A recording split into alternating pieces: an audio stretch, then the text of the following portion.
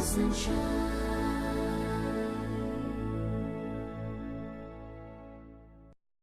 name is Ahmed. My brother's name is Garaad. He's 40 years old. We are from Somalia. He is suffering for piles problem, approximately 20 years old. We arrived at India, Hyderabad Sunshine Hospital. We meet Dr. Venugopal Pareek. He made full check-up. He diagnosed it for piles problem, and then he decided surgery.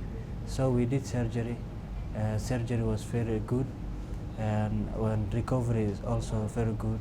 In here we have nice treatment. Also we have in here for nice food is time, also time to time food. And our assistants and our connector was the VASIC who connected this hospital. So we thank for Sunshine Hospital and Dr. Venugopal Pareek. Thank you for your treatment. Sunshine, it's our sunshine.